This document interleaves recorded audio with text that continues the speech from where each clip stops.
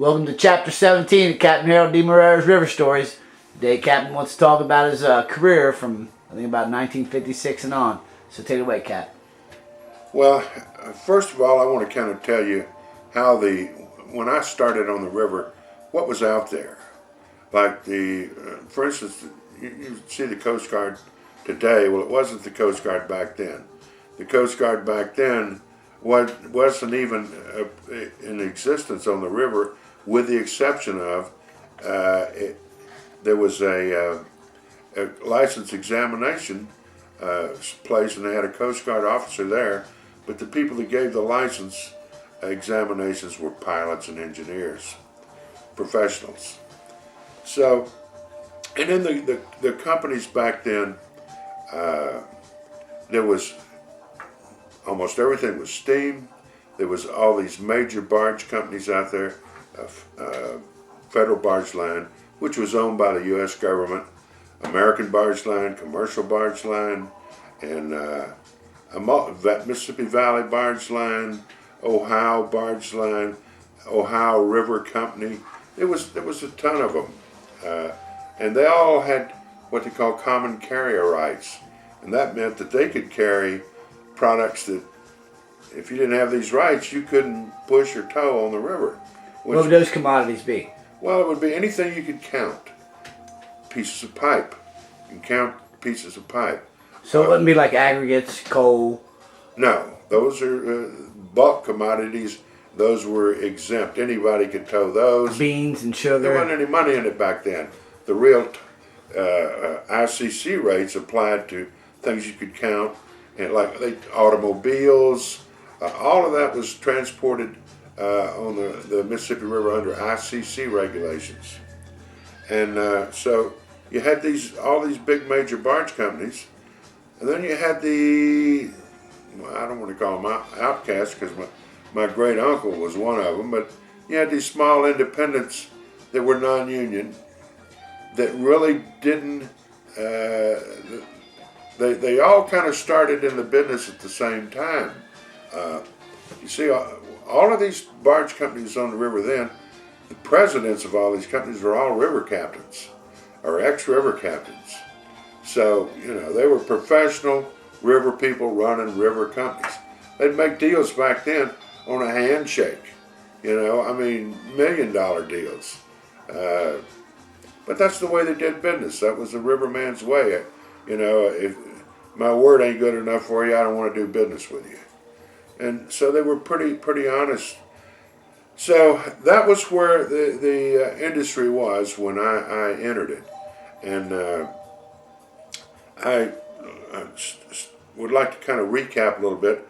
Like when I started, after I got married, in September of 1955 to January of 1956, I had talked earlier about working for my great uncle at Warner and Tamble, pushing the iron boat and the muskrat up and down Wolf River, and but that was until I really reread this old resume, which was a page and a half.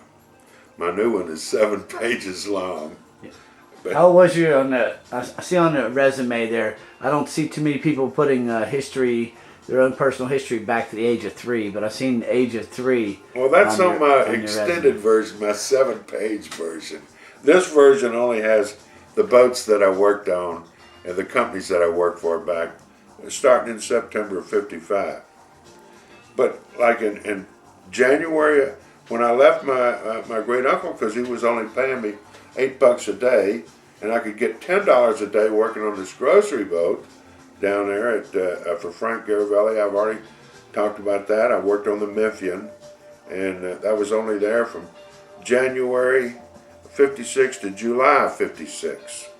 That's when I got into the argument over the 76 cents and quit. 76 cents. Where'd you go after that? Well, after that, I went to Pat and Tully and started there in July of 56.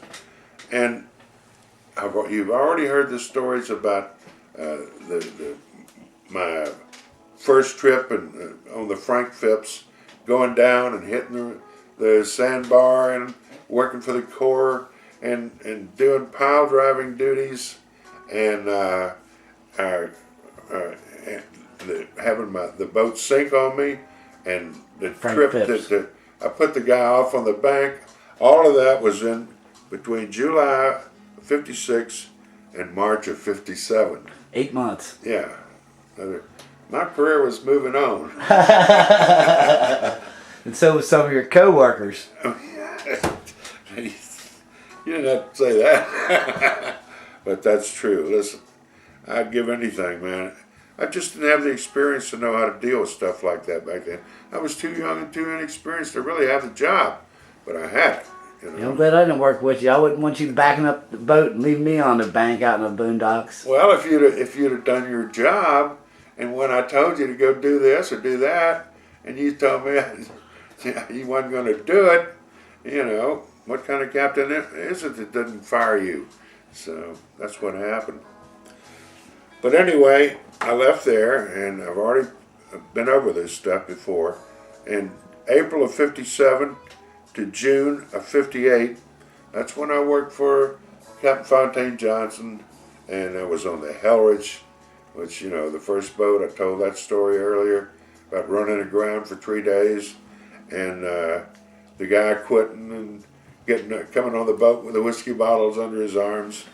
So all of that was from April of '57 to June of '58. So between 15 months. Yeah, that's how far I advanced my career. And I left there in June of '58, and on July of '58, I took the job on the Craig M for A.L. Meckling barge line, and that's where I made my first trips down to New Orleans and got so deep in the bends, coming around the bends and everything. And then I go to June of '60 to June of '60. 1 month, that's when I worked for Captain Jesse Brent on his boat as a trip pilot. They needed a pilot. I came and I did the job, and he was. Where was that trip from? I think it went up the Illinois River with a unit tow. It was a 3,200 horsepower boat with just a single unit tow, which was like a streamlined, easy to push. It was a breeze, man. Coming back with empties, So, but I was only there a short time, but I made an impression on him because I was the first person that ever worked for him that actually had a pilot license. And that really impressed Captain Jesse. So, we never had anybody like Real live, honest to goodness. Right, a real pilot ever worked for us. I was the first, I think. So how much money you think he was making back then?